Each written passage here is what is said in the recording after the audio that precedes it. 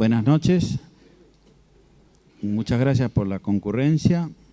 Continuando el ciclo de grandes católicos argentinos contemporáneos, en esta oportunidad se tratará sobre el gran educador católico Juan Rafael Llerena Amadeo. Expondrán, en primer lugar, el doctor Fermín García Marcos, que es médico, desarrolló sus actividades profesionales en el Hospital de Clínicas de la Universidad de Buenos Aires, en el Instituto de Oncología Ángel Roffo de la misma universidad y en el Hospital Tornú. Fue profesor auxiliar en cirugía y en historia de la medicina, ambas en la Universidad de Buenos Aires, profesor de oncología clínica en el Instituto de Ciencias de la Salud de la Universidad Católica Argentina. Es miembro emérito de la Asociación Argentina de Cirugía. También fue profesor adjunto de ética médica en el Instituto de Ciencias de la Salud de la Universidad Católica Argentina, profesor titular de bioética en la carrera de medicina y para graduados y profesor emérito de medicina en la Universidad de El Salvador. Se desempeña actualmente como decano de la Facultad de Ciencias de la Salud de la Universidad Católica de La Plata. Ha desempeñado cargos en el Ministerio de Salud Pública de la Nación y en la Municipalidad de Buenos Aires en el área de educación médica. Fue secretario académico de la Universidad de Buenos Aires, secretario de Estado de Ciencia y Tecnología e interventor en el CONICET. Es miembro titular de la Academia del Plata.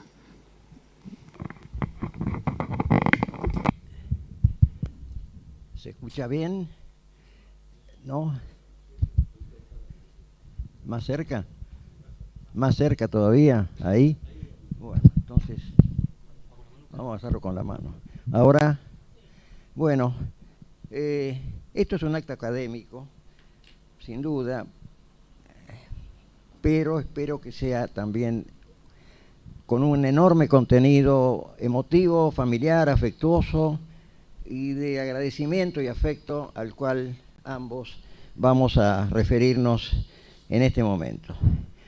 Aquello de que lo breve es y bueno, dos veces bueno, no sé si se va a dar esta oportunidad porque evidentemente Juan Llerena da para mucho y evidentemente solamente leyendo muy rápido voy a poder terminar con una serie de cosas que no quiero dejar en el tintero.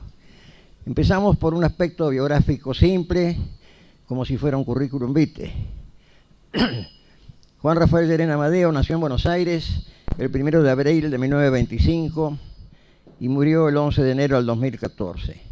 Casado con María Antonieta Santillán, de familia tucumana, manuna para todos, fueron padres de 8 hijos. Unió el ejercicio de su profesión de abogado en forma indisoluble con su acción docente y su preocupación por temas educativos. Desarrolló su actividad en la Universidad Nacional de Buenos Aires y en la Pontificia Universidad Católica Argentina. Fue profesor de diversas asignaturas, práctica forense, derecho político, historia de las instituciones argentinas, derecho constitucional comparado, política educacional y científico-tecnológica. Su labor docente en la Facultad de Derecho de la Universidad de Buenos Aires fue hasta su renuncia en 1974. Y en la Universidad Católica fue profesor titular, director de la Escuela de Abogacía, miembro del Consejo Académico de la Facultad y profesor emérito. En la administración pública se desempeñó en diversos cargos. Asesor letrado de la Municipalidad de Buenos Aires, posteriormente también en el Ministerio de Agricultura y Ganadería. Fue director general de provincias en el Ministerio del Interior, conjuez de la Corte Suprema de Justicia, subsecretario de Estado de Educación entre el año 1968 y 69, presidente de la Comisión de Educación, Ciencia y Cultura de la Organización de Estados Americanos en 1970, ministro de Cultura y Educación entre noviembre de 1978 y marzo de 1981. Presidió la Corporación de Abogados Católicos, fue miembro de número de la Academia del Plata. Autor de varias publicaciones sobre temas jurídicos y de educación, entre ellas cito, El Derecho y la Educación en la República Argentina, escrito con su entrañable amigo José Ángel Paolino, trabajo que forma parte de la publicación editada en 1985 por la Corporación de Abogados Católicos titulada Libertad de Educación y Escuela Católica. También escribió Relación Iglesia-Estado a la luz de la política, publicado en el año 1990, Dios en la Constitución, tema reiterado en toda su formación y como vamos a ver varias veces adelante. El orden político, principios de derecho político, en colaboración con Eduardo Ventura, 2 tomos con prólogo de Ambrosio Romero Carranza. El Vaticano y la democracia, un libro chiquito de 55 páginas, formidable, formidable. Libertad de enseñanza y defensa de la escuela pública, y 2 siglos de política nacional, editado en el año 2000, un excelente libro de historia de más de 700 páginas, presentado en su momento por Isidoro Ruiz Moreno. Juan Llerena fue en su profesión, en su actividad académica y en la administración pública, un hombre íntegro, con vocación de servicio a la Argentina, promotor de jóvenes alumnos y discípulos, maestro por antonomasia, consejero prudente, profundo, generoso y cordial, hombre bueno, sonriente, amable y con sentido del humor. Católico integral, bien formado y practicante, transmitía el mensaje evangélico con su palabra y su actuación en la vida diaria. Esposo y padre de familia ejemplar, dejó como herencia a sus hijos cualidades, hábitos y virtudes, fiel reflejo de su persona. Con esto terminamos apresuradamente este currículum vitae. Forzosamente tengo que hablar de mí en la circunstancia histórica para ir introduciendo la primera etapa de la actuación de Juan Llerena en el ámbito educativo. Son los tiempos de Onganía. Conocí a Juan Llerena a mediados de 1968. Nos presentó un amigo en común, el ingeniero Rafael Paz, rector de la Universidad de Tucumán. Hoy, en este momento, hace 4 días que murió su mujer, Carmencita Rullé. Hoy recibí la comunicación por parte de los hijos, etc. Yo era médico en el Hospital de Clínicas de Buenos Aires, Instituto de Clínica Quirúrgica. Mi vinculación con Paz provenía del Consejo de Rectores de las Universidades Nacionales, institución creada por la ley universitaria vigente en ese entonces, la 17245, de la época de Helio Oves, del cual vamos a hablar un poco ahora. Me desempeñaba como delegado en representación de dicha Universidad de Tucumán desde abril de ese año. Creo necesario hacer un poco de historia de aquellos tiempos en que Juan Llerena sería nombrado subsecretario de Educación en la gestión de Mariano Astigueta. La situación universitaria en la Argentina era compleja, siempre lo ha sido, por supuesto. Pero en estas épocas, en 1959, había triunfado la Revolución Comunista en Cuba, situación que progresivamente difundió por toda Hispanoamérica intentones revolucionarias estratégicas fijadas en la Conferencia Tricontinental de La Habana en enero de 1966. La idea central era instaurar un estado de agitación permanente en diferentes ámbitos, procurando la expansión revolucionaria, y uno de ellos, fundamentalmente, eran las universidades. Coincidentemente, se sumaban ideologismos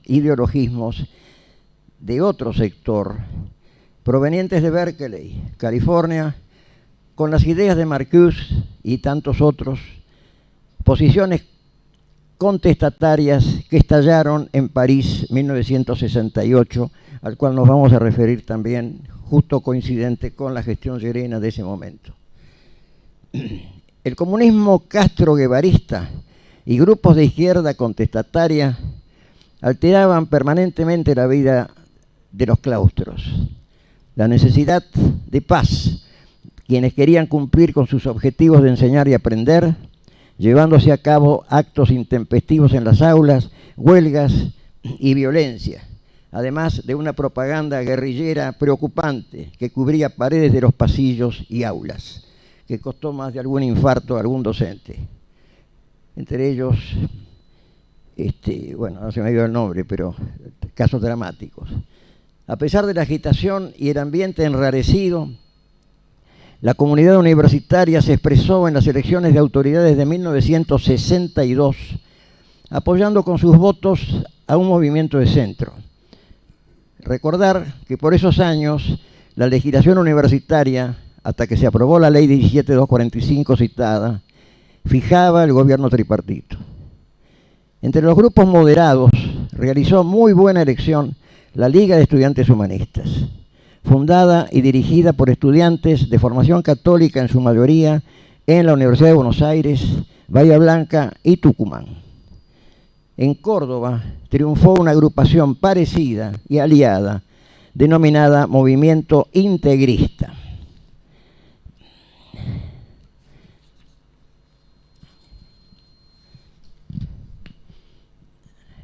Gran sorpresa fue sin duda el triunfo en Buenos Aires del humanismo y en las otras ciudades. En Córdoba los integristas, en Bahía Blanca, en Tucumán el humanismo, en Mendoza también. El gobierno quedó a cargo de un prestigioso profesional, el doctor Julio Olivera, economista y doctor en Derecho, con sólidos antecedentes académicos, miembro del Partido Demócrata Cristiano, quien fue acompañado como secretario por un brillante profesional e intelectual, también de la misma tendencia política, el ingeniero Ludovico Ivanisevich Machado, uno de los más significativos fundadores de la Liga de Estudiantes Humanistas, formada fundamentalmente por católicos practicantes, como acabamos de decir. Ludovico, como tantos otros, era admirador del pensamiento de los primeros democristianos italianos, particularmente Alcide de Gasperi, Luigi Sturzo, etc. Muy motivados por temas de compromiso social. Fue un triunfo sorpresivo y reconfortante como reacción ante la izquierda reformista en las universidades, integrado por un movimiento de inspiración social cristiana, al cual quien esto escribe pertenecía y había desarrollado intensa actividad en el Centro Universitario de Medicina, fundado en 1953 por humanistas aliados con reformistas y socialdemócratas, con el objeto de participar en los organismos gremiales, estudiantiles y en el gobierno tripartito, dando testimonio y con presencia en él, a pesar de que no estuviéramos de acuerdo con su existencia, cosa que después se manifiesta en la ley 17245. En el caso particular de medicina, para contrarrestar las actividades del Centro de Estudiantes de Medicina, institución casi centenaria, de larga tradición, por ese entonces copado absolutamente por la Confederación General Universitaria, CGU, integrada por el peronismo más radicalizado de entonces, con estrechas vinculaciones con la Alianza Libertadora Nacionalista. Pocos años más tarde, disidencias y conflictos ideológicos dentro del humanismo universitario produjeron la implosión de la Liga Humanista en torno a los años 70 y su desaparición del mapa, paradojalmente presidida por un conocido dirigente del justicialismo. Las vueltas que se dan. Sobre esto hay literatura para mí no recomendable, viene del lado de Sanata y compañía, alguno que escribió sobre el tema de los humanistas universitarios.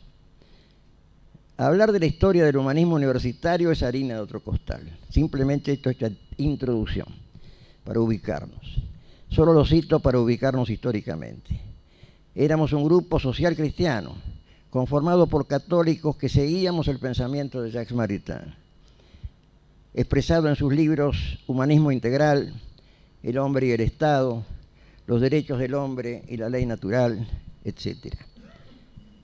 En junio de 1966 se produce la Revolución Argentina, asumiendo la presidencia el general Juan Carlos Onganía. En el área de educación es designado secretario de Estado Carlos María Gelli Oves. No existía el cargo de ministro dentro del esquema legal que había armado el proceso de la Revolución Argentina, sino el de secretario de Estado, que dependía del Ministerio del Interior, que estaba en ese momento a cargo de un prestigioso abogado cordobés, el doctor Enrique Martínez Paz, primero, y posteriormente el doctor Guillermo Borda, al cual ustedes como abogados lo han de conocer muy bien acá en la ciudad de Buenos Aires. Gelli Oves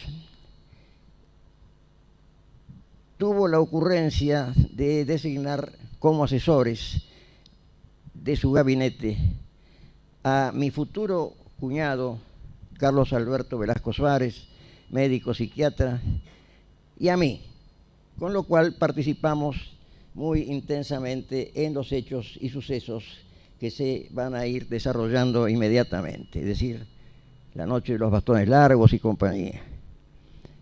Los conflictos dentro de las universidades imponían una política acorde con las directivas de gobierno.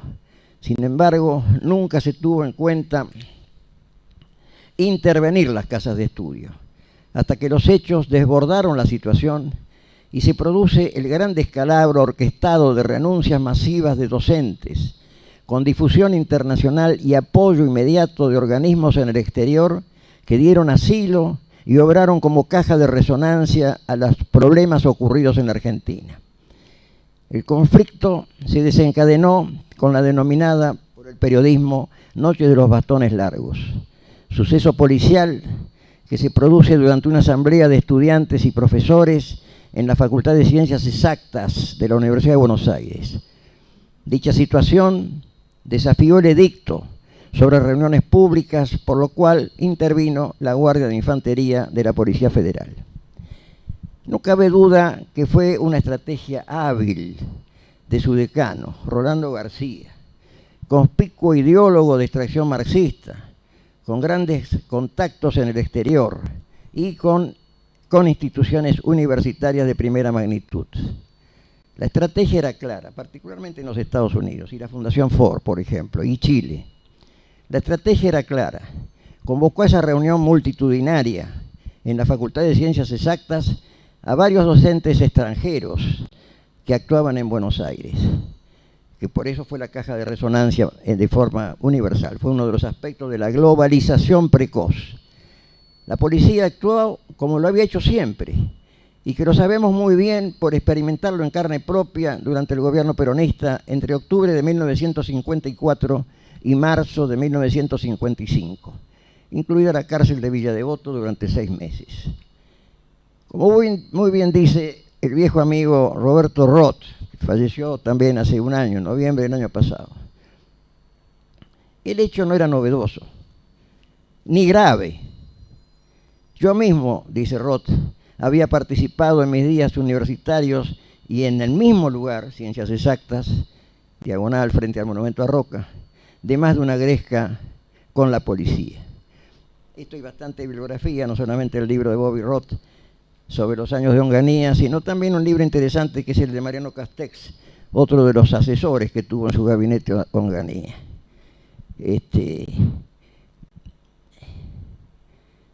El lugar de referencia, Facultad de Ciencias Exactas, calle Perú y diagonal, fue el epicentro del conflicto desatado, al cual se refiere Roth, por la represión estudiantil a partir del 5 de octubre de 1954. Acá hay dos motivaciones. Una, 54, con Perón.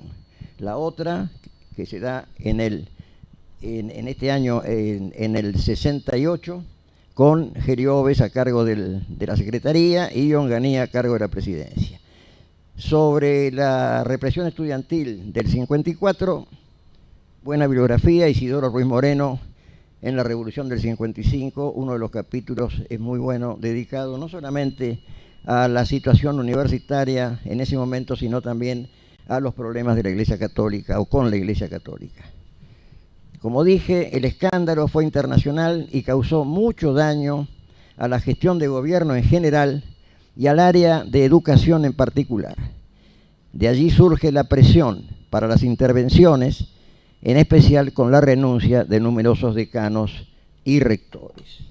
Voy a cambiar de gafas. Disculpen si voy demasiado ligero, pero es la única forma de quemar etapas por lo largo. En estos tiempos de Argentina convulsionada, Juan Llerena era integrante, acá empezamos con Juan, era integrante de la Dirección General de Provincias del Ministerio del Interior, junto a nombres que más de algunos de ustedes recordará como Mario Díaz Colodrero, Bubi Pelser, etc. Dicho organismo impulsó un criterio de regionalización del país agrupando varias provincias tradicionales en cada una de las regiones creadas para canalizar las acciones de gobierno respecto al desarrollo con criterios geopolíticos y de ordenamiento interno. El NOA, NEA, Comahue, etc. Sin duda, sabiamente promovida desde el poder central con concepción geopolítica fue el desarrollo de la Patagonia. Constituyó un hecho histórico a tener en cuenta. Fue un gesto de afirmación soberana. El espíritu desarrollista, que venía desde la época de Frondizi y Frigerio, se puso en manifiesto. Onganía, defensor del profesionalismo militar, carcomido por numerosos conflictos internos en las Fuerzas Armadas, levantamientos y cuartelazos durante el gobierno de Frondizi, supo poner orden en el ejército como comandante en jefe, y dicha fama consolidó su prestigio y lo catapultó a liderar una revolución. El gobierno de un hombre honesto, como Arturo Illia, muy deteriorado por situaciones personales, como era la enfermedad de su mujer, que había tenido que ser llevada a los Estados Unidos para tratar.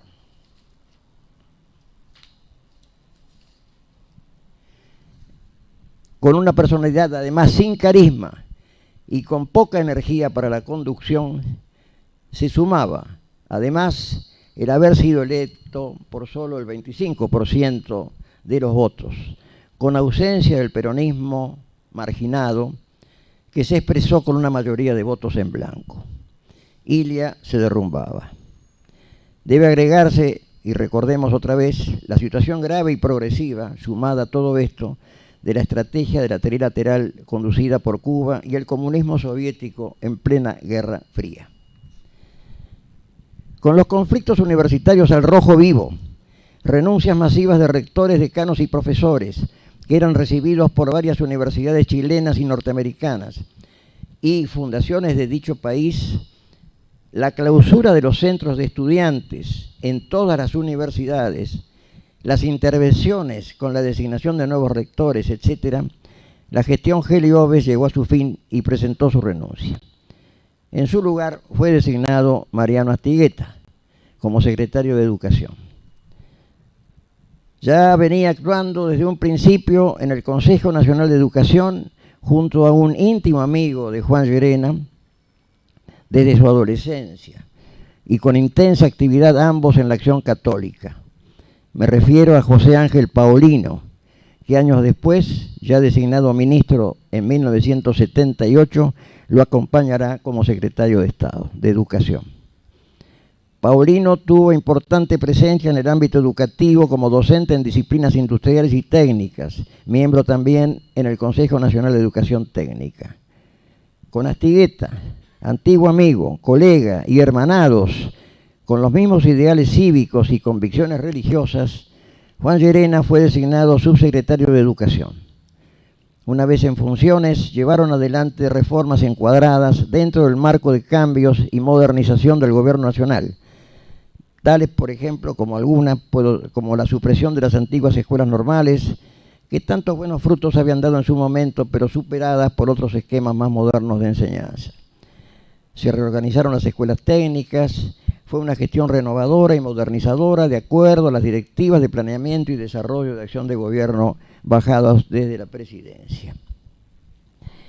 La presidencia de Onganía, de alguna manera, estableció acá un régimen de Estado Mayor que no es ninguna originalidad porque copió lo que hizo Eisenhower en los Estados Unidos, estableciendo de alguna manera un primer eslabón a través de la Secretaría Legal y Técnica. Por eso el papel de Bobby Roth y de otra gente que estuvo allí, Jorge Klappenbach, por ejemplo, que de alguna manera fueron autores o por lo menos promovieron o proyectaron esos principios generales que alumbraron desde el principio, en 1966, la Revolución Argentina de Onganía.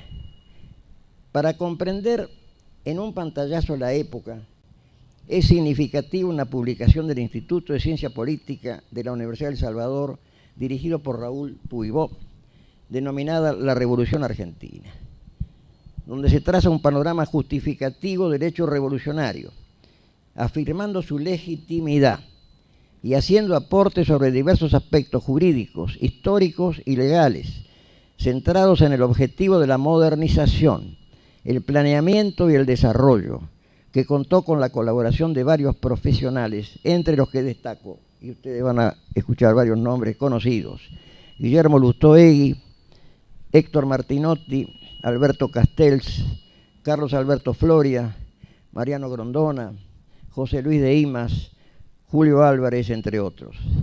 Fenómeno este que pone en evidencia el acercamiento de muchos universitarios en torno a ideas novedosas centrados en la fijación de políticas de Estado a mediano y largo plazo, eficiencia y modernización de la administración pública. Acá se acabó la introducción.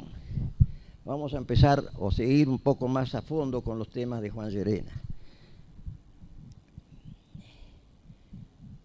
Para ello voy a analizar algunos de los trabajos, y es mucho lo que hay que decir, pero es mucho también el trabajo aportado por Juan. En su trabajo sobre la libertad de enseñanza y defensa de la escuela pública, se consideran temas de permanente actualidad en la Argentina de entonces y en la de hoy. Me refiero a, y cito las palabras de Juan, lucha contra una concepción estatista de la sociedad, previniendo contra ese Estado omnipresente, que además se confunde con el partido político gobernante.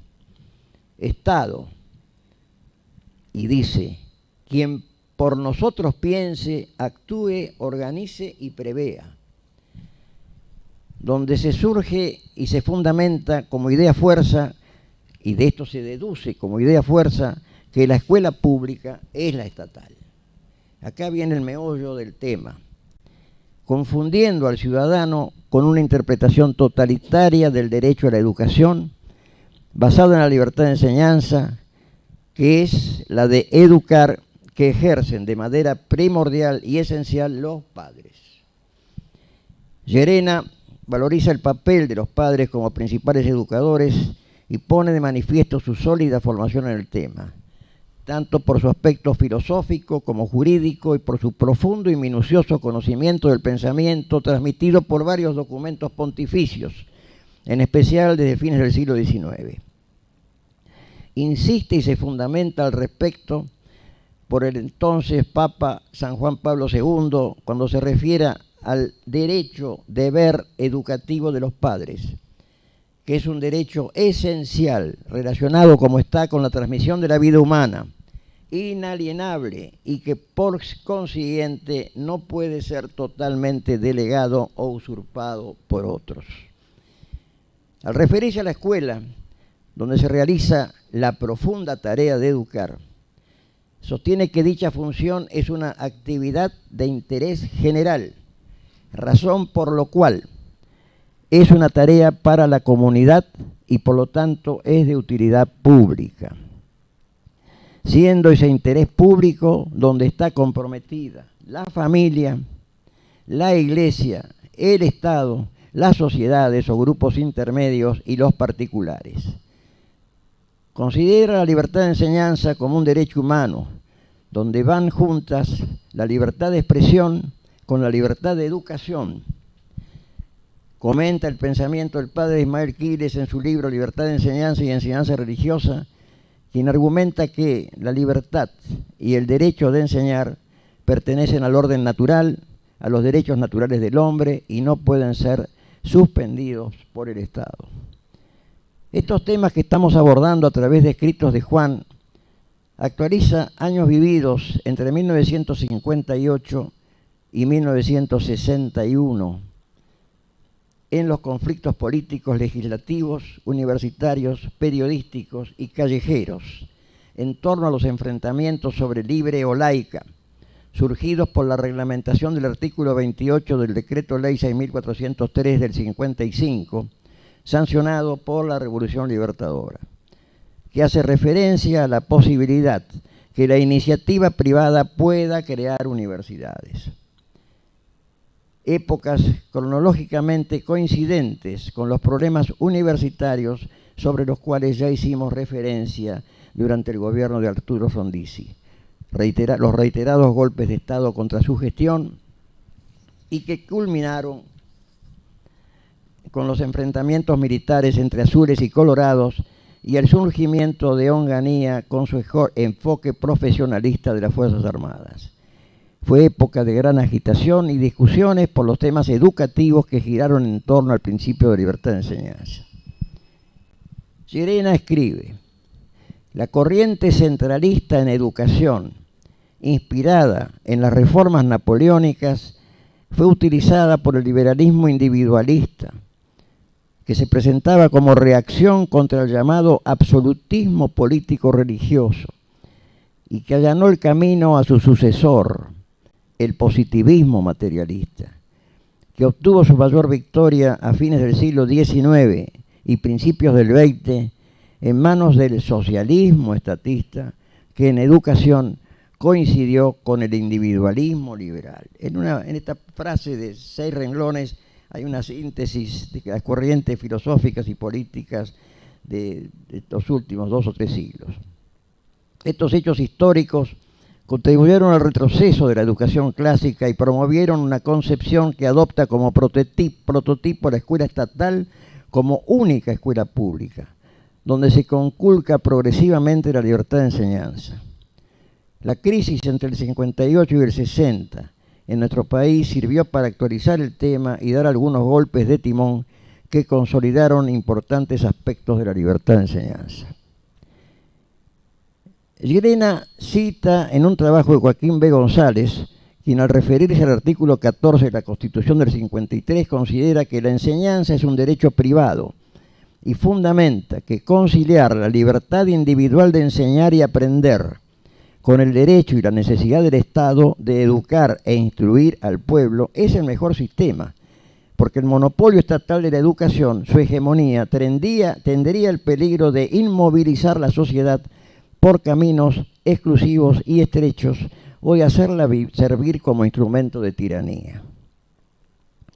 También utiliza Llerena y llama la atención a Stuart Mill en sus principios de ética económica, donde subraya que el monopolio estatal de la enseñanza, y esto viene de otro sector del pensamiento, por supuesto, no solo es incompatible con los derechos y libertades de los padres, sino que se convierte forzosamente en un grave peligro para el bien común y la cultura.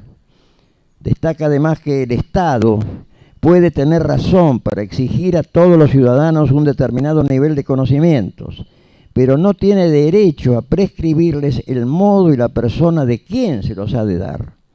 Más adelante agrega, interpretando el contenido de la piedra fundamental del constitucionalismo moderno, la Constitución de los Estados Unidos de Norteamérica, y cita un escrito de la Corte Suprema de dicho país que dice: la teoría fundamental de la libertad, sobre la cual descansan todos los gobiernos locales de la Unión, excluye cualquier poder general para estandardizar a los niños al constreñirlos a recibir instrucción solamente de maestros estatales. El niño no es una mera criatura del Estado. Quien lo sustenta y dirige en sus destinos son sus padres. Tienen el derecho vinculado al altísimo deber de formarlos y prepararlos para sus demás obligaciones. Los aportes de Llerena hablan de su formación como hombre del derecho que da prioridad al orden natural, correcto en su concepto de quiénes son los responsables primarios de la educación del niño y qué papel necesario, pero a su vez peligroso ante su eventual distorsión, produce o tiene el Estado. Afirma la necesidad de respeto por parte del Estado a la persona humana integral y sus derechos. Seguimos con algunas reflexiones históricas que aparecen en el momento. París, 1968. Coincidente con su gestión en la subsecretaría, fueron expresión contra el gobierno de Gaulle, contestación anárquica y subversiva, y mostraba claramente los resultados de la acción de ideólogos contestatarios, por un lado, Marcuse, que ya lo hemos citado, que también actuaba acá en la Argentina, por supuesto, y llegaba toda su influencia, y la reacción contra una concepción centralista, napoleónica, que a su vez fue una reacción antisistema, quizá la primera que se manifiesta. El Mayo francés fue contemporáneo de los años de Onganía. Podía apreciarse desde Buenos Aires como una experiencia conocida y vivida en nuestra tradición universitaria, desde la reforma universitaria de 1918 en Córdoba y su rígida concepción estatista de la enseñanza, unida a su agitación y politización de los claustros y el dogma del gobierno tripartito, agravados en esos años en nuestras tierras americanas al son de la Revolución Cubana y siempre desde un principio con impronta indudablemente marxista-comunista. Llerena sigue en su fundamentación afirmando que el Estado en cuestiones educativas está sometido a la ley de la subsidiariedad. Es decir, el Estado no tiene derecho a asumir las funciones educativas mientras los padres quieran y sean capaces de proporcionar a sus hijos la enseñanza exigida por el Estado. El Estado, aun en cuanto actúa en virtud del derecho propio en el establecimiento de las metas de enseñanza obligatoria, siempre está limitado por el derecho de los padres a la educación. Por eso, para la plena vigencia de la libertad de enseñanza, se afirma que para la educación pública, de gestión privada, tienen derecho a formular planes y programas, establecer el contenido ideológico de la enseñanza, elegir profesores y textos, disciplinar la vida escolar, certificar y promover a su propio alumnado, otorgar títulos, etc. Es el ABC de la libertad de enseñanza aplicada a las instituciones privadas. Esto hace de la gestión privada una parte sustantiva de la educación pública, convirtiéndola en una actividad pública de interés general. Hay un montón de citas acá que ustedes interpretarán cuáles son, que son las que yo planteo de lo que va diciendo Llerena. Actividad pública de interés general, en coordinación sin prevalencias entre la estatal y la privada, pudiendo ésta, en función de la justicia distributiva, recibir medios económicos para su mantenimiento. Por otra parte, es necesario que dentro de las escuelas de gestión estatal exista plena libertad de enseñanza. Llegamos al Ministerio de Educación en el año 78. Juan Llerena fue designado ministro de Cultura y Educación en noviembre de 1978, cargo que acepta con coraje y sin medir riesgos, como escribe Alberto Rodríguez Varela en ocasión de su presentación ante la Academia del Plata. En abril de 1979, desde la Universidad Nacional de Cuyo, siendo rector el doctor Pedro Santos Martínez, el ministro Llerena expone sus políticas y acciones de gobierno en materia educativa, cultural y científica, contenidas en un folleto de 31 páginas, donde aborda diversos temas, buscando informar lo que queremos hacer y por qué lo queremos hacer. Y nos gustaría no equivocarnos. Llerena integró su equipo de gobierno con dos grandes y antiguos amigos, José Paulino, a quien nos hemos referido ya en la Secretaría de Educación, y Víctor Taussig, al frente del área administrativa, económico-financiera del Ministerio. En la Secretaría de Cultura invitó a acompañarlo a Raúl Crespo Montes, quien, promediando la gestión, fue reemplazado por Julio Gancedo. Para asuntos universitarios, a su discípulo y amigo aquí presente, Eduardo Ventura. En Ciencia y Tecnología, ¿quién les habla? Convocó a varios de sus exalumnos para cargos administrativos o como asesores de gabinete, la mayoría provenientes del Colegio San Pablo. Un recuerdo al padre Armerín, que tan vinculado estaba con todo esto. Entre ellos, por todos ustedes conocidos, Juan Marcos Pueyrredón, Federico Castro Nevares, José Luis Rinaldi, la inolvidable Maricel Donadío de Gandolfi, Enrique Morat, Alejandro Taussig y Marcelo Camuso, que vinieron a Ciencia y Tecnología, y la insustituible Josefina Fornieles de Nazar en la Secretaría Privada. Con esto traigo un recuerdo de nombres que son útiles de plantear de nuevo para ponerlos al día. Llerena comienza con una exhortación para la cual toma a Ortega y Gasset cuando estuvo aquí en la Argentina, que invoca con entusiasmo argentinos a las cosas. Reflexiona sobre la concepción del hombre como persona, sujeto de derechos y deberes inviolables. Estamos hablando de su discurso inaugural desde Mendoza, donde fija todas las políticas que forzosamente estaba destinada a cumplir, pero que quedaban un poco en función de los tiempos. Reflexiona sobre la concepción del hombre como persona, sujeto de derechos y deberes inviolables, con un destino trascendente, protagonista libre de la historia. Fija puntos de partida que son definiciones de la esencia de su manera de pensar. Habla de la educación para una formación integral del hombre según una jerarquía de valores materiales, culturales y morales, y el aprendizaje y ejercicio de virtudes clásicas de nuestra cultura. Aborda con profundidad el tema que titula La familia educadora. Reflexiona sobre el prototipo del hombre argentino antes de abordar definiciones sobre nación, régimen de vida, democracia republicana representativa y federal. En otro punto se refiere al sistema educativo y a la necesidad de una ley orgánica de educación, donde reflexiona con realismo que no sabemos si ese tiempo se dará en nuestra gestión, pues para arribar a concretar dicha ley es necesario que todo se encuentre preparado para ello y sea posible su dictado. Anuncia un plan de acción, empezando por el perfeccionamiento docente con cursos de actualización para toda enseñanza media en particular, a lo largo y lo ancho del país, para que no sea un privilegio de los que viven en la capital federal. Hace referencia a los concursos, la carrera docente, el estatuto del docente y necesarios reajustes y aumentos de remuneraciones. Es el bosquejo de un plan operativo a mediano y largo plazo, con búsqueda de soluciones realistas en las difíciles circunstancias que se vivían en ese entonces.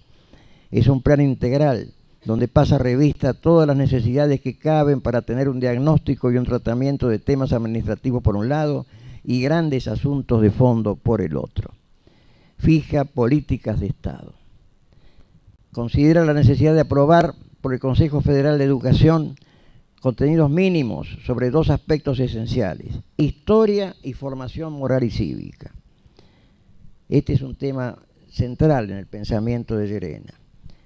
Con la enseñanza de la historia se procura hacer que el educando conozca y valore la tradición humanista cristiana, valore el aporte de las diferentes vertientes culturales en la conformación de Hispanoamérica y de la Argentina. Con formación moral y cívica, procura que el alumno adquiera y asimile principios éticos y los aplique a la vida personal y social. Pretende también que el alumno valorice la familia, aprenda y respete los valores de la cultura occidental y cristiana, asuma actitudes de buen ciudadano, asimilando el estilo democrático, ejercitando y fortaleciendo sus actitudes de amor y de respeto a la patria. Más adelante insiste en que nuestra Constitución sea estudiada y comprendida, acorde con lo que quisieron expresar los constituyentes del 53. ¿Y por qué dichos hombres invocaban a Dios y por qué afirmaban que es fuente de toda razón y justicia? Son temas de enorme actualidad en los tiempos que corren y en que hacemos esta semblanza y recordamos a Llerena como ministro, que tuvo que asumir y conducir su gestión en tiempos muy difíciles para la Argentina, aceptando humilde y valientemente el desafío y los costos de hacerlo y el juicio, muchas veces poco justo, de hombres y de la historia. A la par de estos temas de fondo, aborda múltiples aspectos prácticos de gran actualidad, que por razones de tiempo voy a obviar, salvo uno que ha quedado como documento vivo a su paso. Me refiero a la reestructuración edilicia del antiguo edificio del Consejo Nacional de Educación, en la calle Pisurno entre Paraguay y Marcelo T. Alvear, obra estupenda que logró concretar alojando áreas de gobierno y reestructurando la antigua biblioteca del maestro. Esta fue una obra imperecedera de buen gusto y salvaguarda del patrimonio histórico. Planteó también en ese discurso programático las políticas que desearía concretar para las universidades, procurando establecer una ley universitaria que reajuste el deterioro producido en los años previos por el activismo partidista en los claustros. En lo referente a ciencia y tecnología, dedica 5 páginas de estas políticas y acciones de gobierno. Habla de la regionalización y de la mayor participación federal del tema, de la transferencia de tecnología desde organismos nacionales de investigación, procurando crear mecanismos de desarrollo de centros de investigación tecnológica en las provincias, afianzar los programas nacionales de investigación y desarrollo y procurar brindar el mayor apoyo a la institucionalización definitiva del Consejo Nacional de Investigaciones Científicas y Técnicas, intervenido desde hacía 7 años. Son muchos temas históricos. ¿Por qué estaba intervenido? Cuando Perón, es muy larga la historia, ese consejo fue de alguna manera preservado y defendido con el auxilio de los metalúrgicos. Acuérdense lo que eran los conflictos, ametralladora en mano de la época de la tendencia, etcétera, etcétera. Nuestra historia es bastante complicada en aquel entonces. Formación moral y cívica, la gran obsesión, junto con la libertad de enseñanza en todos sus matices y la enseñanza de la historia. Formación moral y cívica fue un tema pude conseguir bajándolos de internet el programa original. Fue un tema muy específico y querido de su acción de gobierno. Tuvo vigencia desde 1979 hasta 1983, en que fue derogada por el gobierno de ese momento. En las escuelas secundarias, el programa de enseñanza expresa en sus fundamentos que procura transmitir principios de ética individual y comunitaria y que va dirigido a la juventud y a los educadores para procurar la consolidación de la paz, creando profunda responsabilidad en el ejercicio de la libertad. Libertad responsable, que era un leitmotiv de Juan Pablo II, contemporánea de estas épocas.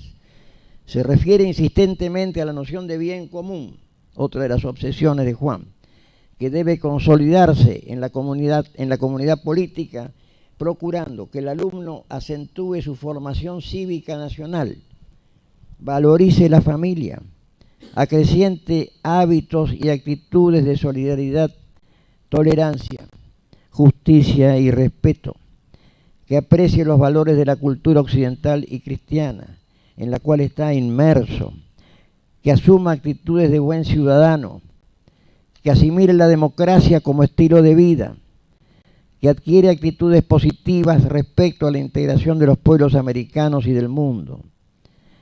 Comienza el programa refiriéndose a la persona como ser individual y como ser social, afirmando con énfasis la existencia de la dimensión religiosa de la persona.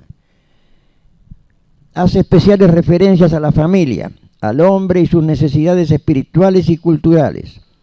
Recurre a realizar alusión histórica al pensamiento griego,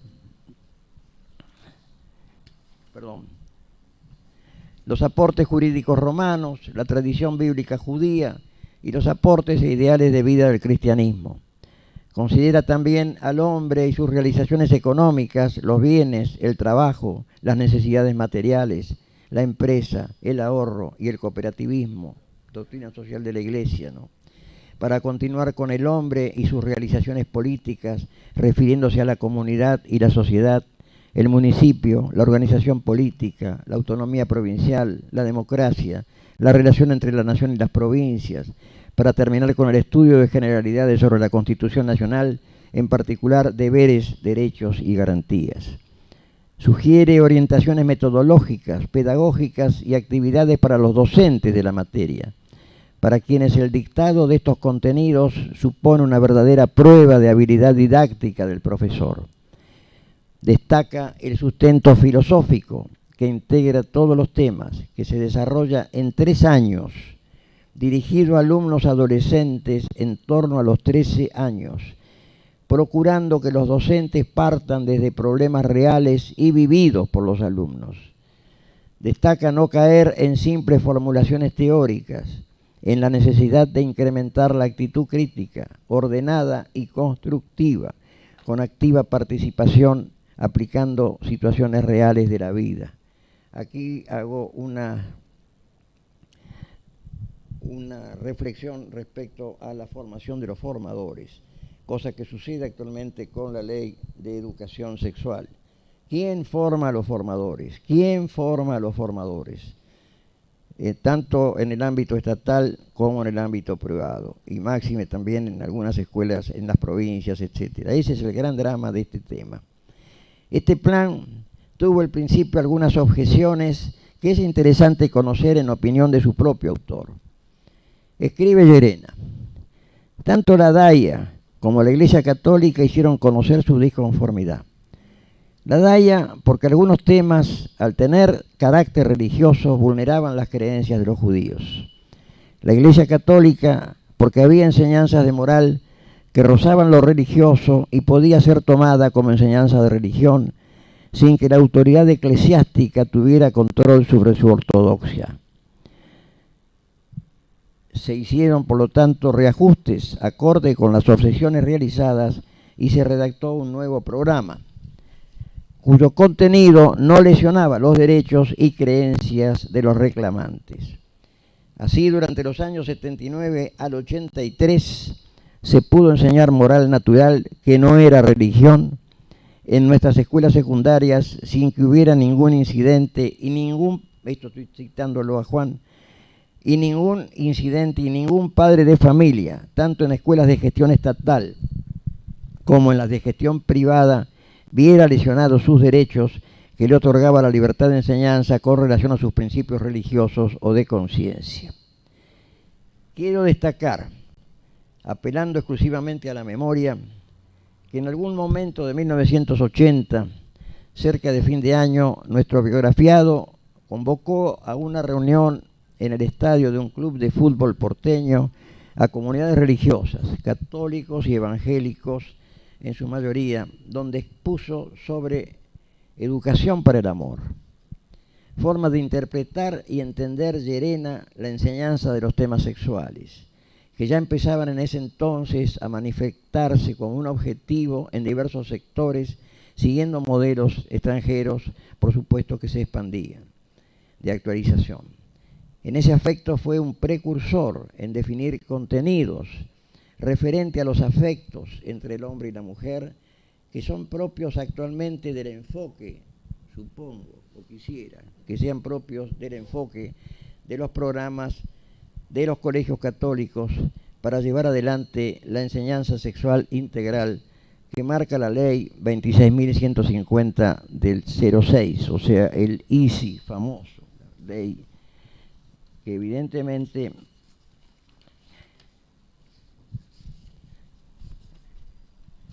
corto acá muchas cosas y terminamos. El tema es que me hubiera gustado glosar, pero ya es muy tarde y quiero que Eduardo, que tiene muchas cosas que decir, siga. Si no, ya estamos sobre la 45 minutos pasados. Existe una publicación digna de glosar, aquí como hice con la anterior, que es un trabajo realizado con los alumnos de la UCA, que lo tengo acá en el portafolio, donde pone de manifiesto su capacidad de convocatoria y promoción de jóvenes estudiantes, titulado El Vaticano y la Democracia, editado por el Centro de Investigaciones de Ética Social, cuyo director era Carmelo Palumbo y su asesor era Monseñor Derisi. Pone de manifiesto una vez más su vocación democrática y su prolijidad en poner en evidencia con el pensamiento de los grandes pontífices esa forma de pensar. Comienza, por supuesto, con Pío XII y la Segunda Guerra Mundial, el mensaje de Navidad del Papa del 44. Y después aborda en diferentes capítulos, que es lo único que voy a decir para hacerlo corta y ya terminar, democracia y política, es uno de ellos, democracia y autoridad política, Democracia y Libertad, Democracia y Justicia, donde en cada uno de ellos hace comentarios sumamente interesantes con aportes no solamente de los pontífices, sino del catecismo, aprobado también por aquellos años por Juan Pablo II. Una obra formidable. Antes de terminar, agrego dos temas más que quiero destacar y que pueden ser anecdóticos. Durante su gestión en la OEA, en 1970, tuvo ocasión de alternar y conocer a Bernardo Uzay, que murió aproximadamente un año después en Buenos Aires. Mostraba por el Premio Nobel argentino una sincera admiración que puso de manifiesto varias veces, citando sus palabras sobre la investigación y sobre la esencia de la universidad.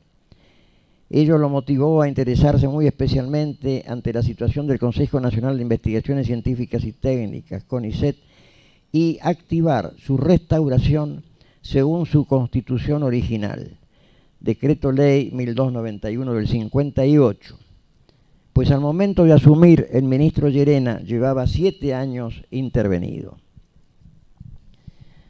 Esa es otra historia, cómo y por qué, como dije al principio. La estrategia fue una nueva intervención a cargo de quien esto escribe, y de esa manera cambiar la actitud poco resolutiva existente, con lo cual se logró una conducción unificada del ministro y secretario de Estado, a su vez interventor del CONICET, para el tema CONICET, conducida desde el ministerio, y en poco más de un año se logró integrar el directorio, que estuvo conformado por investigadores de carrera de alto prestigio, pares e interpares, por lo general con experiencia en gestiones anteriores, empezando por su presidente, el ingeniero Gandolfo, que fue presidente durante la vigencia de Bernardo Uzay.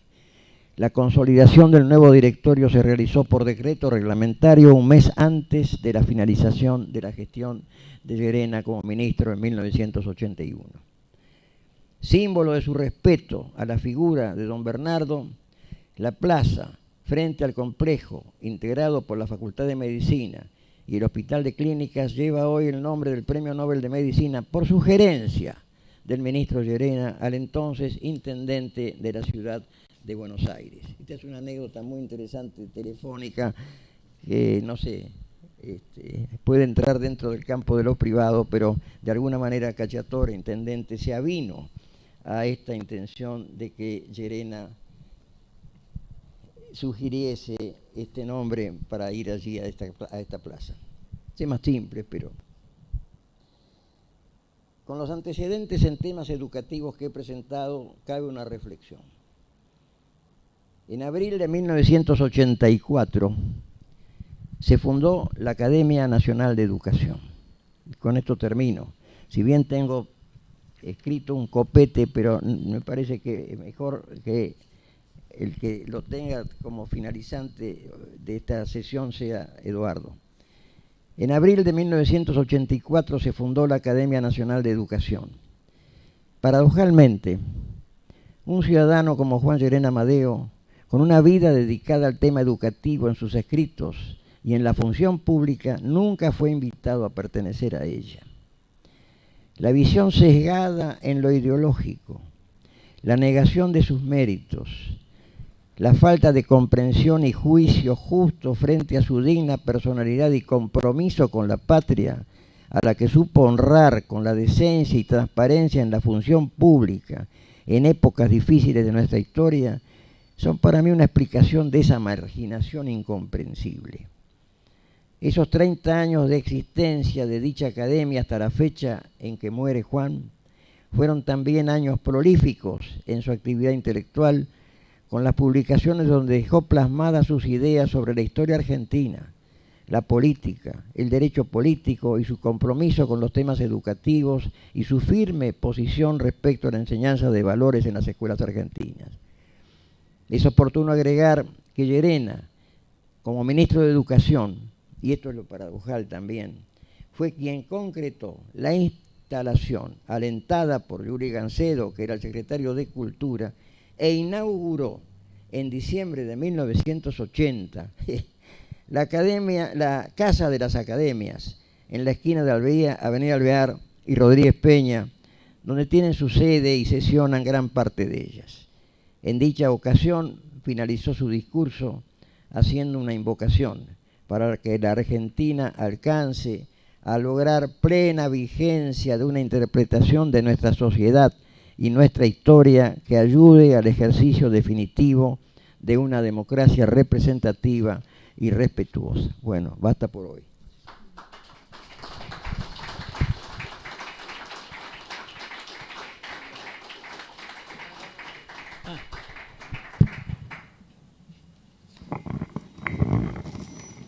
Muchas gracias, doctor García Marcos. A continuación se va a referir al pensamiento del doctor Serena Amadeo, el doctor Eduardo Ventura, que es abogado por la Universidad de Buenos Aires, doctor en Derecho por la Universidad Católica Argentina, profesor emérito de la Universidad Católica Argentina, ex decano de la Facultad de Derecho de esta Casa de Estudios y de la Universidad Católica de La Plata, ¿no? Es vicerrector de la Universidad Católica de La Plata, profesor titular de la Facultad de Derecho de la UCA, de la UBA, de la Universidad Católica de La Plata, de la Universidad Austral, del Museo Social Argentino y de la Universidad FASTA, y catedrático visitante de Salamanca. Fue subsecretario de Asuntos Universitarios del Ministerio de Educación de la Nación.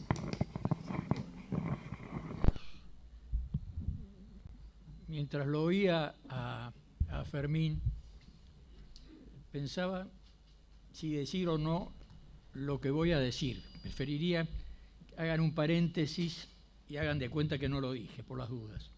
Pero imagino la cara que hubiera puesto Juan si se hubiera visto incluido en un programa donde se iba a hablar de grandes católicos argentinos. Por lo menos se hubiera sonreído. Por lo menos. Porque si algo no le hubiera pasado nunca, es lo que según Chesterton le sucedió a Satanás, que cayó por la gravedad. Porque Juan sabía sonreírse de sí mismo. Nos pidieron una semblanza de Juan, y en esa semblanza me parece que no pueden faltar algunos rasgos. Y le es aplicable en algún modo lo que él escribió de Ambrosio Romero, cuando decía que reconocía en él a un verdadero maestro que dedicó su vida a esclarecer y difundir los contenidos y principios del derecho político. Y agregaba, miramos en él una manera de ser que simboliza la juventud perenne de los que encuentran su razón de vivir y actuar en el cristianismo. Yo creo que esa juventud de Juan, unida a su generosidad, que estimuló vocaciones y abrió caminos a quienes por su edad eran más jóvenes que él,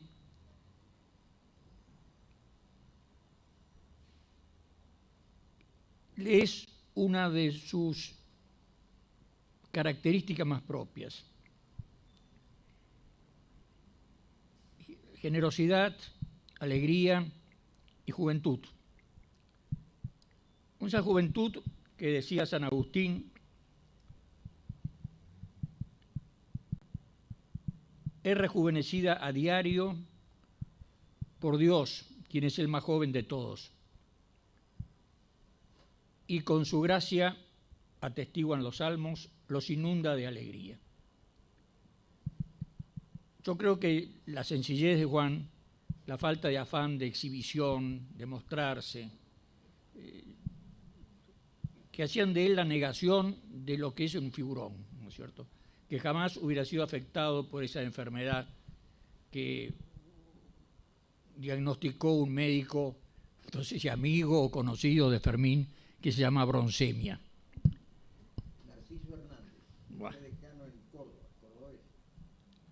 A Juan yo lo conocí en el año 60, sí, en el 60. Él era profesor en la Facultad de Derecho de la Facultad de Derecho de Buenos Aires, en los cursos del último año, del penúltimo año de práctica forense, y las clases las daba en el edificio de tribunales. pero no las terminaba allí, sino que cuando era necesario, cuando a juicio de él era necesario, fuera de horario, las continuaba en el estudio que tenía en la calle Diagonal Norte, y que después, estudio de Derecho, de Jurídico, ¿no? Y que después trasladó a la calle Lavalle, donde funcionó, no sé si en un edificio, no creo, en el predio seguramente, el estudio que había sido de su abuelo, Baldomero Llerena, uno de los comentaristas quizás más notables del Código Civil. Es decir, cuando se habla de la Escuela de la Exégesis en la Argentina, nadie omite el nombre de Baldomero Llerena.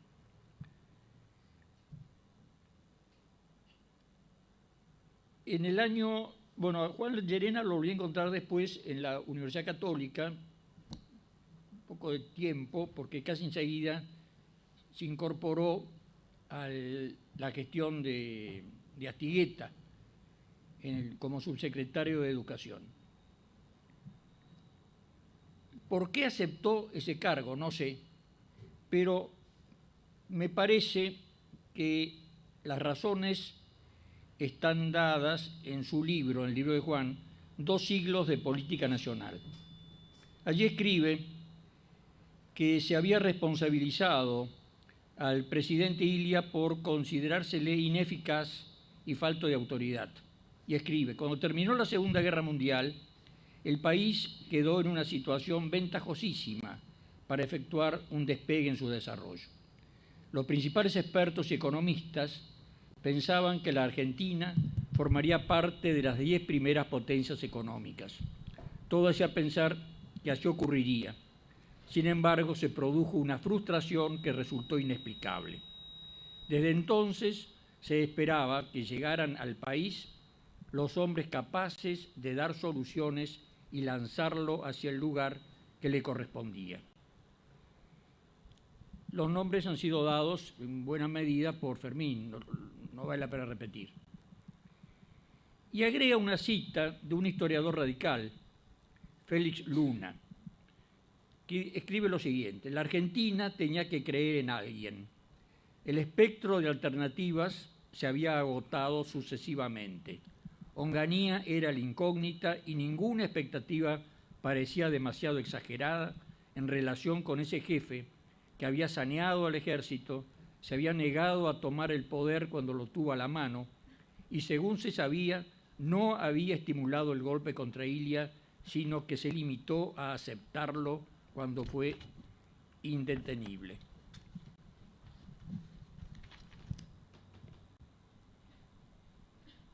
Eso parecía auspicioso, por eso pareció auspiciosa la presencia de dirigentes sindicales en el acto, de juramento del nuevo presidente y el aplauso expreso o tácito de todos los dirigentes políticos, salvo, como es obvio, los del partido derrocado.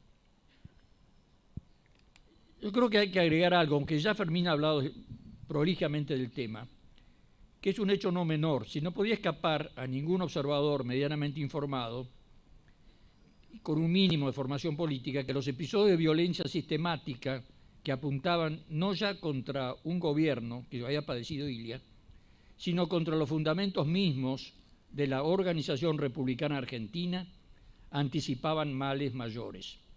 La opción tomada por un Perón exiliado y siempre influyente, en favor de la izquierda sindical y en contra del sector encabezado por Bandor, que lo asesinaron en el año 69, la presencia de John William Cook, representante de Perón en enero de 1966 en La Habana, en la Conferencia Tricontinental, donde se organizó la insurrección armada en América Latina, y la acreditación de Héctor Villalón como su representante personal ante Fidel Castro, se traducían en sus cada vez más extremistas cartas. En el 66 Perón todavía escribía: la evolución política, social y económica del mundo nos lleva hacia el socialismo. Hay que preparar las fuerzas para el caso de que se pueda llegar a la guerra civil. Por otro lado, la universidad estaba invadida por los extremismos y la aparición de un clima de violencia en el país no llegaron a alterar, ni mucho ni poco, el tranquilo y confiado optimismo de un gobierno auténticamente democrático que descartaba cualquier temor a una agresión subversiva con la intervención de terceros estados y en consecuencia no hacía nada para evitarlo. Por el contrario, los militares, que estaban profesionalmente formados para preparar hipótesis de conflicto, se vieron alarmados por esta situación. Creo que esto hay que tenerlo en cuenta para acercarse a entender lo que sucedió entonces. Llerena entonces se incorpora, ya lo ha dicho Fermín también, al gobierno de Onganía en distintos cargos, uno de los cuales fue la subsecretaría de Educación, después un cargo en Washington, en la Organización de Estados Americanos. Al volver Juan de Estados Unidos, nos encontramos en la UCA de nuevo, los dos éramos profesores allí, y como dábamos la misma materia, se pensó en escribir un libro en común.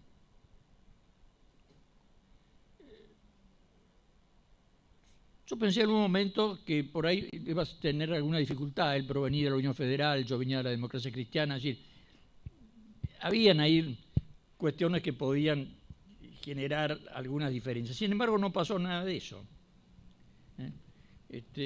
Juan había estado en el gobierno de Onganía, yo no había simpatizado demasiado con lo que fue la revolución, pero ese trabajo en común reveló que no tenía fundamentos lo que yo había pensado en un momento.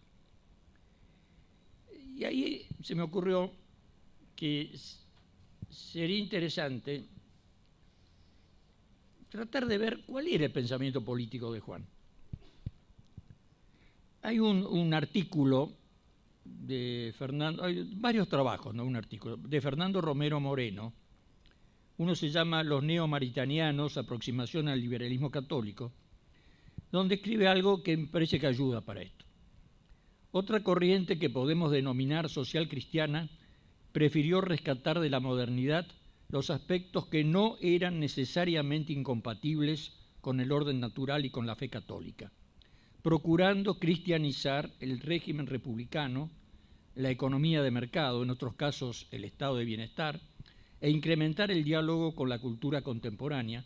Y aquí hace la referencia que yo creo ineludible, tal como lo prueban los casos, y cita, de Augusto del Noche o Entre nosotros de Juan Llerena Amadeo.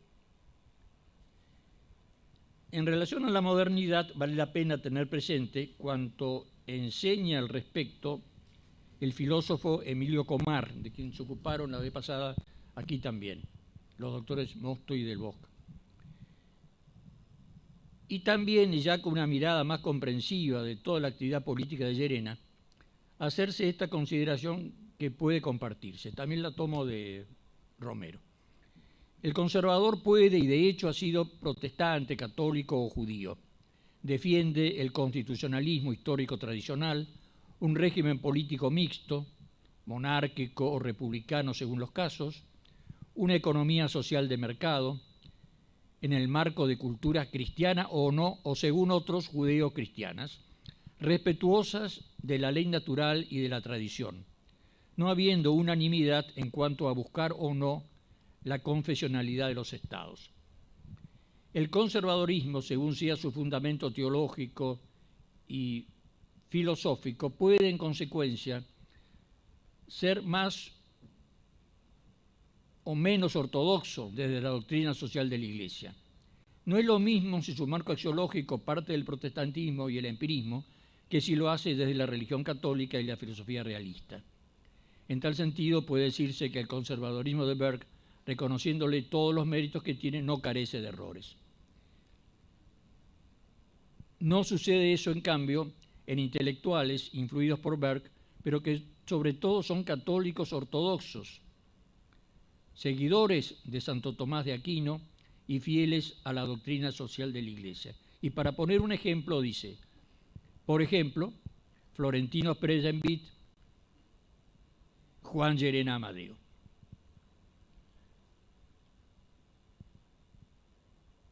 Cuando empezamos con este trabajo del orden político, fueron por los años 70 más o menos, prácticamente se interrumpió porque hubo un episodio que lo obligó a que así sucediera, que fue la aparición de la guerrilla de nuevo, que ya había aparecido en la presidencia de Frondizi, luego otra vez en la presidencia de Ilia, pero a partir del 68 había rebrotado cuando asumió la presidencia constitucional en 1973 Héctor Cámpora.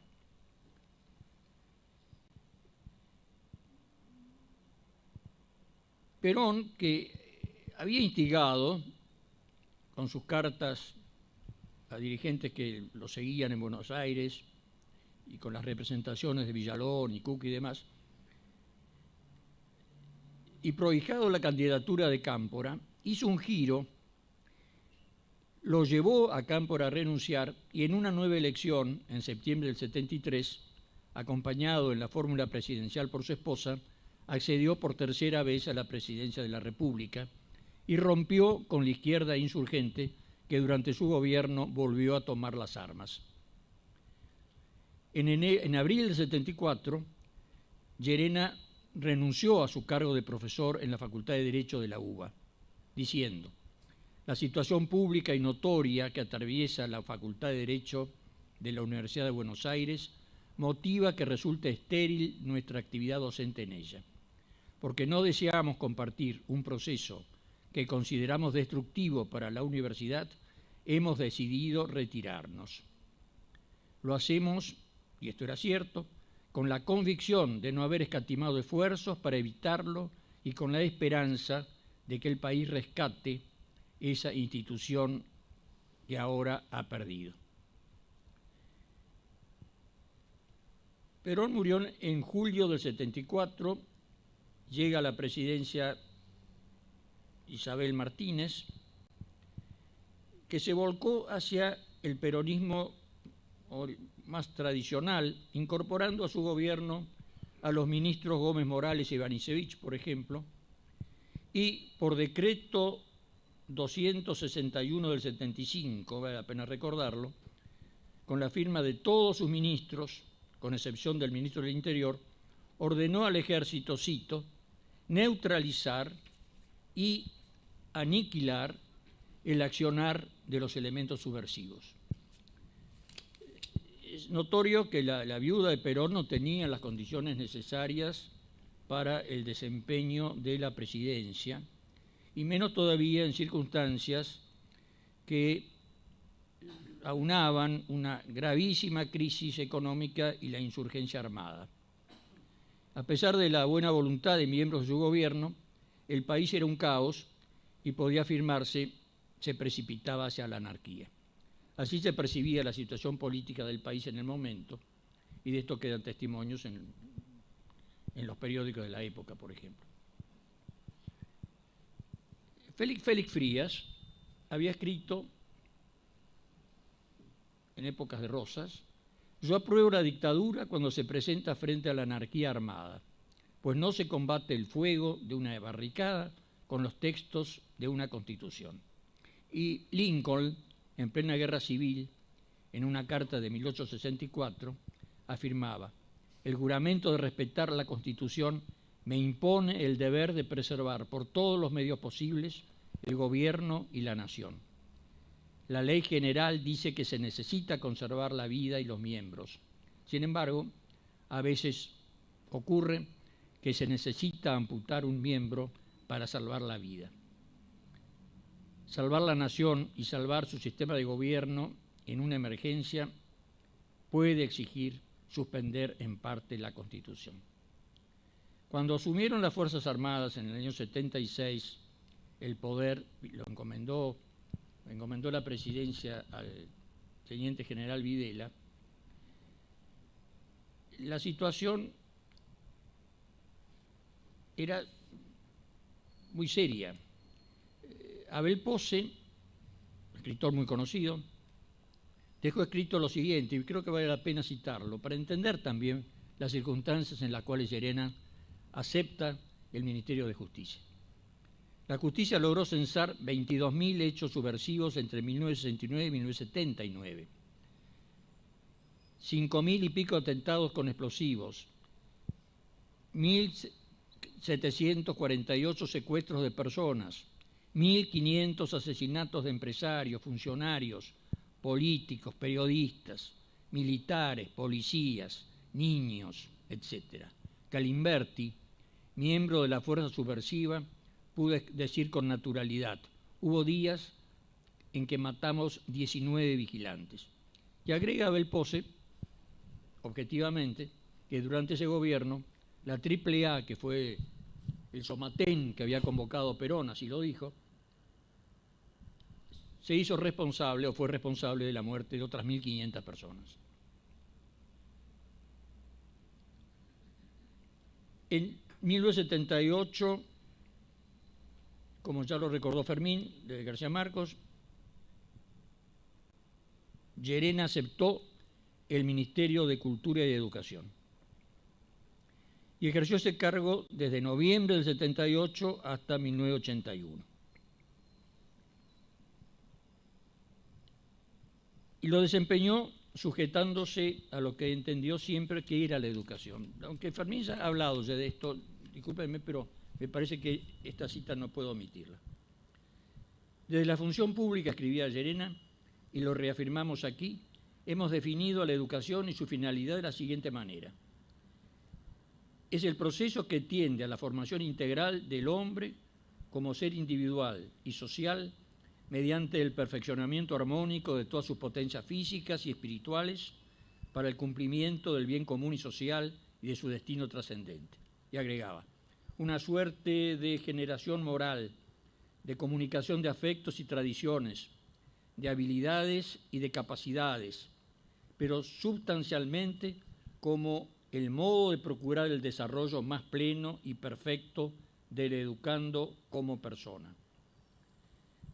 La tarea de educar se orienta a hacer comprender a cada educando que si bien todos sus actos, aun los más íntimos y ocultos, tienen siempre una expresión social y por ende afectan a los demás, la propia vida, su éxito o su fracaso, visto desde una dimensión trascendente, es siempre asunto personal.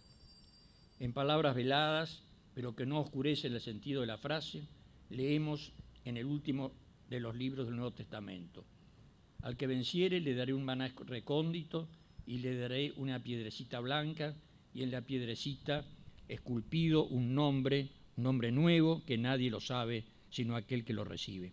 Educar, decía Llerena, es ayudar a hacerse hombre, a ser responsable por los demás, porque a cada uno Dios le ha dado cargo de su prójimo, pero para ello es indispensable que comience por reconocerse responsable de sí mismo.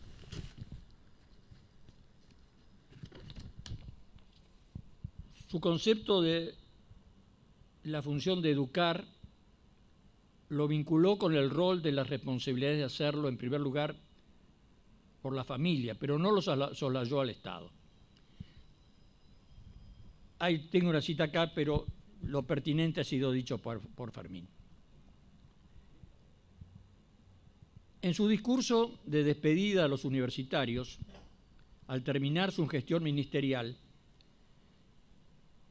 Llerena había dicho: docente universitario no es quien quiere, sino quien tiene condiciones de tal, pues siendo la universidad no solo un centro de conocimiento, sino también una escuela de vida ciudadana, se necesita ciencia presunta, virtud personal e identificación con la patria. Es que el carácter del maestro se ostenta en plenitud cuando en la vida diaria sirve de ejemplo y de guía, y no cuando, por el contrario, a la posible ciencia acumulada tenemos lamentablemente que agregarle actitudes incompatibles con tan alto magisterio. Recuerdo estas palabras porque sin duda fue ese el criterio que lo guió en la designación de los rectores de las universidades. Y sus nombres, el mejor ejemplo de lo que estoy diciendo. Daré algunos ya fallecidos, y entre ellos recordaré a todos en esos nombres: Carlos Landa, Pedro Santos Martínez, Carlos Storni, Humberto Ricomi, Marcelo Aguilar, Raúl Cruz, Guillermo Gallo. No era fácil asumir un rectorado en esos años en que estos hombres lo hicieron. Una bomba destruyó la mitad de la casa de Gallo en La Plata. En otro atentado al mismo Gallo, 2 de sus custodios perdieron la vida. Otra bomba fue puesta en su auto y en un cuarto atentado un francotirador le disparó a través de una ventana. La respuesta de Gallo, está esto en una entrevista periodística, fue: quien no tiene miedo es un loco. Pero con el apoyo de mi familia y con la convicción de ser decente, se puede sobrellevar el miedo. No me iré. Y la revista pudo titular este artículo: Guillermo Gallo, 53 años, rector de la Universidad de La Plata, sufrió 4 atentados contra su vida. No se movió de su puesto. Experiencia de bombas tuvo Fermín también, que recibió uno en la puerta de su casa. De la gestión ministerial de Llerena se ocupó García Marcos. Yo voy a hacer una referencia breve a 3 temas: el arancelamiento universitario, el régimen de acreditación y evaluación y la búsqueda de una mayor equidad en el tratamiento del sistema público y privado universitario. En todo esto yo quiero recordar, porque de justicia estricta, el invalorable trabajo del doctor Horacio Dolcini desde dentro del Ministerio, quien durante su gestión se desempeñó como director de desarrollo universitario, y el apoyo con sus ideas, con su ejemplo, que recibió en todo momento del padre Fosbury, que fallecido hace muy poco tiempo, fundador de FAST. Voy a hacer rápido estas referencias. Por un decreto del 81 se dispuso otorgar a UNSTA una contribución económica destinada a abonar las remuneraciones de su personal docente de hasta el 10% anual de lo asignado por igual concepto a la Universidad Nacional de Tucumán. Con esto se buscó iniciar una política que permitiera asignar recursos públicos a las universidades públicas de gestión privada, en situaciones de excepción que así lo requirieran. En ese caso, lo que se trataba era de la ejecución de un convenio entre ambas universidades que contemplaba las políticas de ingresos comunes y compatibilizar carreras a efectos de evitar superposiciones en una misma región. Otra decisión tomada por el ministro Llerena fue la de arancelar las universidades nacionales. El arancelamiento era en ese momento el equivalente a $9 anuales. Y con ese arancelamiento, diferenciado por regiones y carreras, se destinaba lo que se recaudaba exclusivamente a servicios para alumnos, becas, actividades recreativas y deportivas, y subsidios y mejoramiento de bibliotecas. Eso permitió pasar de 80 y tantas becas que se habían dado en el 78, 88 en todo el país, a cerca de 11.000 cuando Llerena dejó su gestión. Todo esto con este módico aporte de $9 anuales, no sin menos de 80 centavos, si no me equivoco, por mes, de dólar. Y otro tema es el de un trabajo que no se había hecho hasta ese momento, que era la acreditación y evaluación universitaria, con la finalidad de tomar conocimiento de las debilidades y fortalezas del sistema para superar las debilidades y afirmar las fortalezas. Y esto a través de la cooperación interuniversitaria y con otros organismos. Y se hizo con la Secretaría de Ciencia y Técnica y con el CONICET.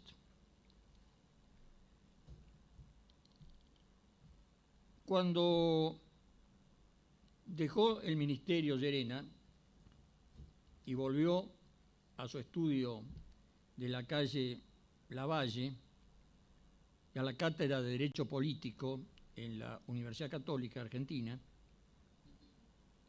fue allí designado director de la carrera de abogacía a propuesta de su decano, Santiago Estrada, y se siguió trabajando en este libro, El orden político.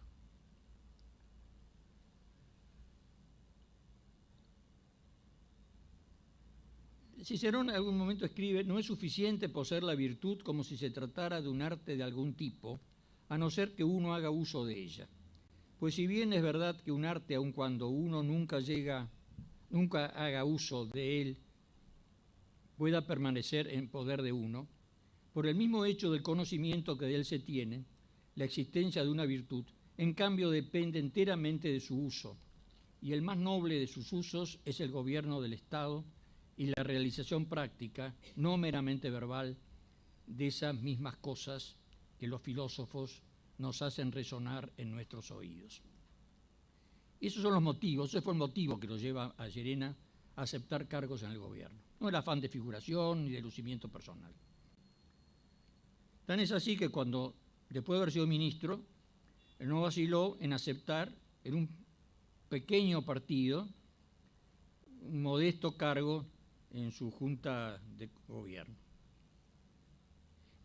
Y un tiempo atrás, en el año 82, había impulsado lo que llamó Movimiento de Acción Solidaria, con la finalidad de lograr una activa y real participación de los ciudadanos, asegurando la promoción de los más idóneos y capaces para la tarea de gobierno, partiendo de principios sociales y políticos que surgen del orden natural y de la doctrina cristiana, como está escrito en un folleto que publicó Acción Solidaria Federal en diciembre del 82 y en gran parte redactado por Juan Llerena.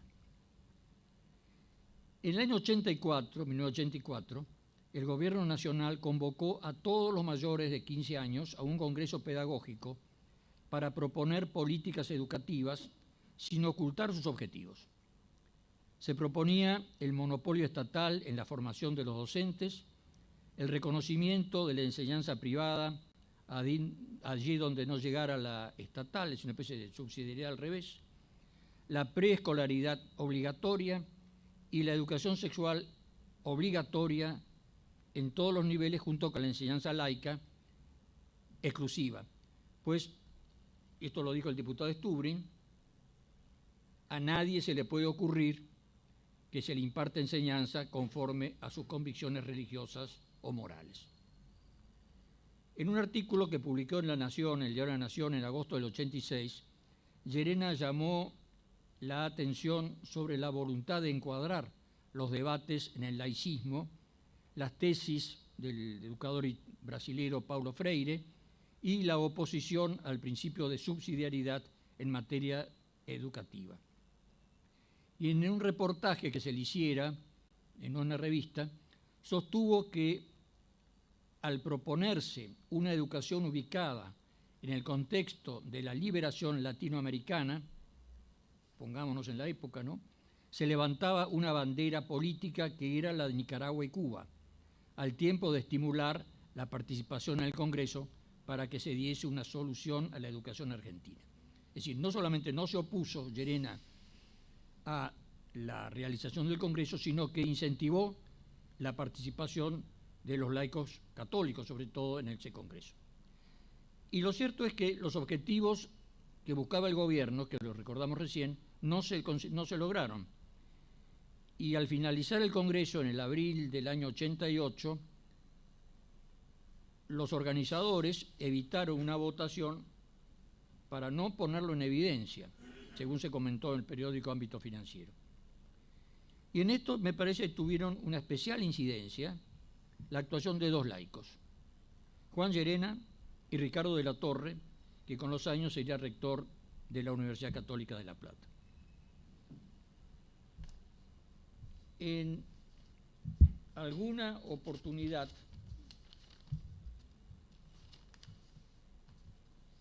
Ramiro Maeztu había advertido que un pueblo no puede vivir con sus glorias desconocidas y sus vergüenzas al desnudo sin tender a huir de sí mismo y disolverse.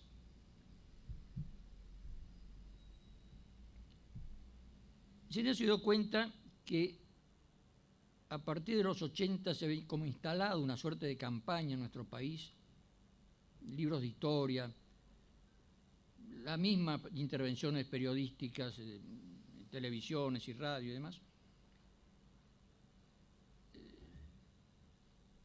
para avergonzarnos, hacernos vivir con nuestras glorias desconocidas y con nuestras vergüenzas al desnudo.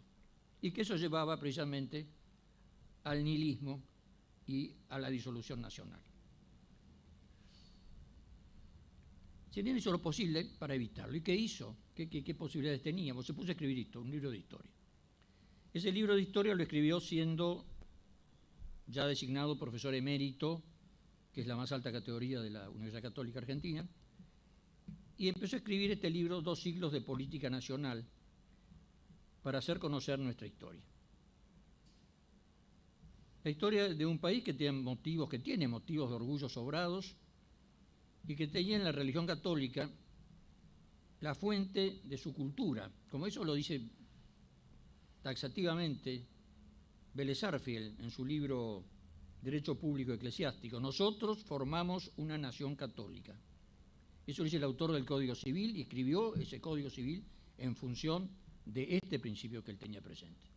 Y este código ahora ha sido cambiado por este otro que, bueno, los que ejercen la profesión lo conocen mejor que yo.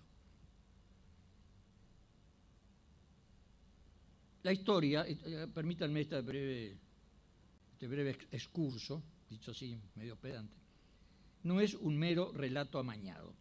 Es una disciplina científica que debe responder a su naturaleza marcada por la etimología.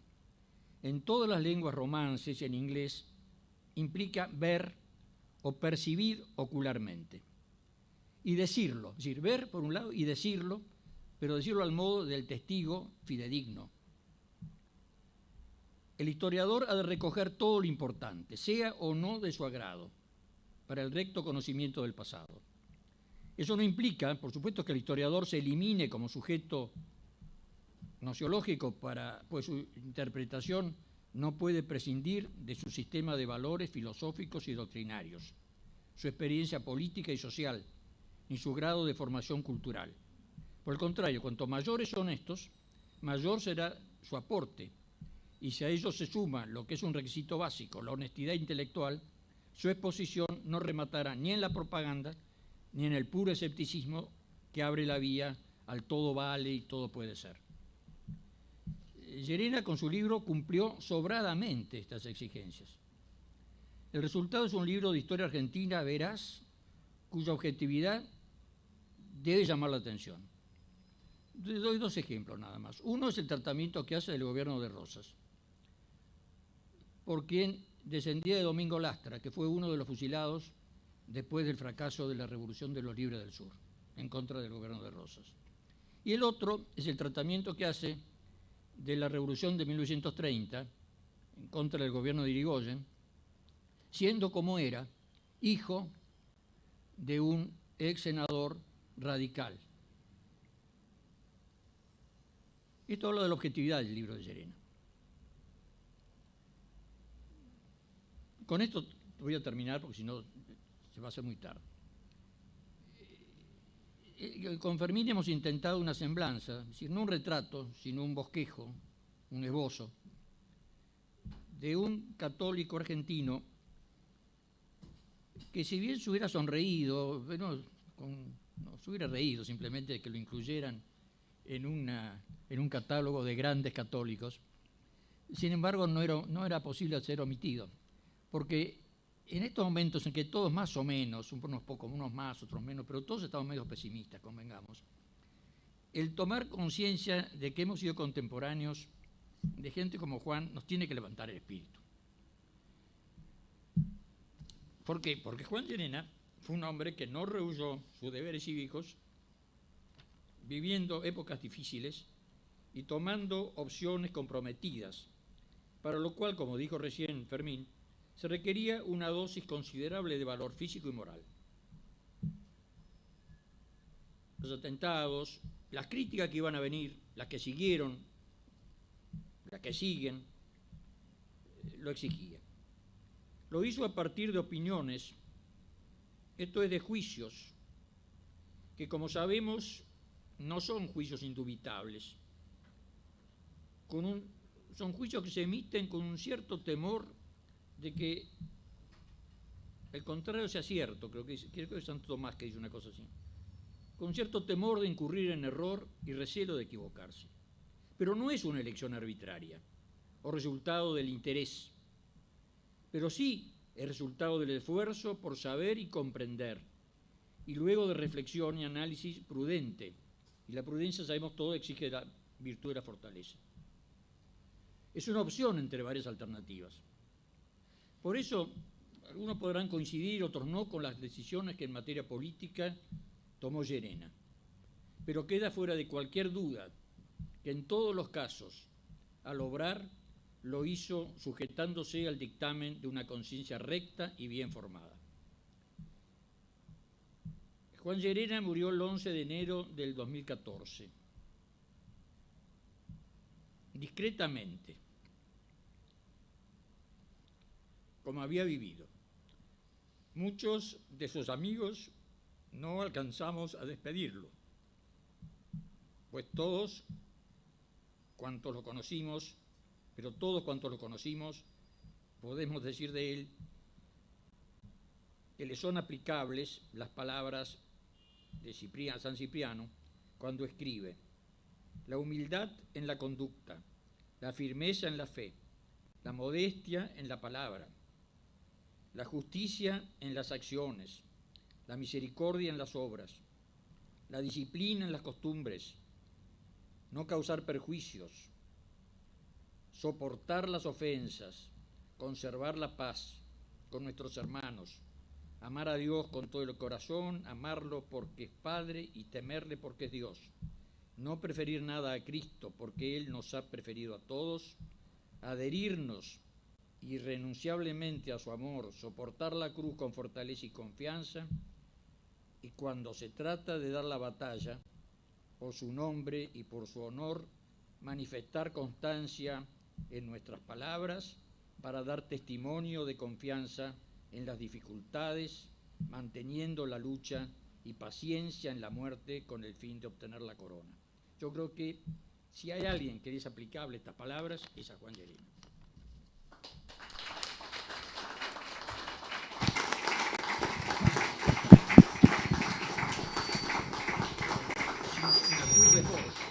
Terminamos. Bueno, muchísimas gracias a los doctores García Marcos y Eduardo Ventura. Extraordinaria la cita de San Cipriano, que todos adherimos en relación al doctor Llerena Amadeo. Yo lo conocí, tuve esa suerte, ese privilegio, y evidentemente que todo su accionar en la vida pública estuvo informado por la caridad y por una profunda fe. No tengo la más mínima duda, no tuvo una finalidad humana en lo que él buscaba, sino la gloria de Dios, evidentemente.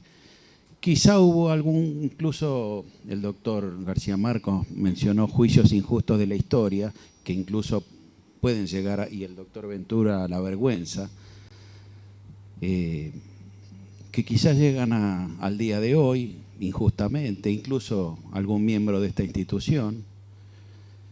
Pero yo quiero decir que el doctor Llerena no integró un gobierno tiránico.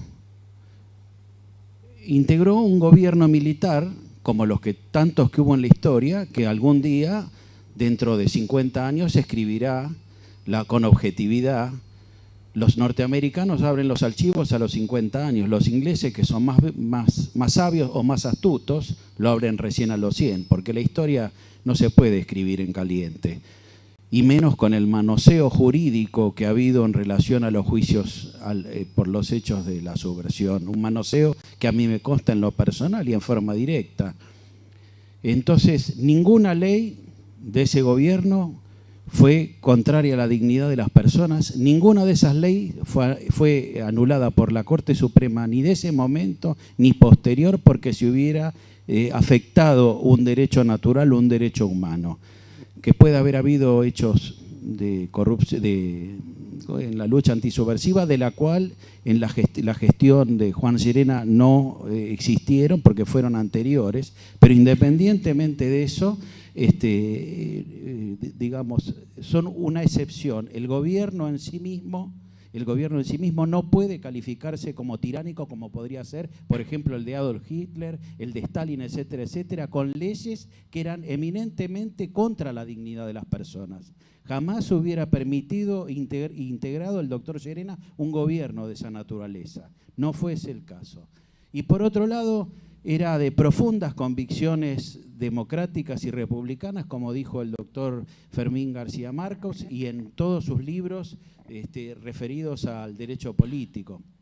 A mí me consta por un dicho de su propia boca, cuando se le puso o se ratificó, no sé el detalle normativo de la Biblioteca Nacional, y se puso el nombre de Mariano Moreno, él me dijo años después que él no estaba en contra, pero que respetó todo la consulta que se había hecho a las distintas comunidades educativas que indicaron que ese era el nombre, y él, a pesar de sus reparos históricos, convalidó ese nombre. Así que era una persona profundamente republicana, profundamente amante de la vigencia de la Constitución Nacional.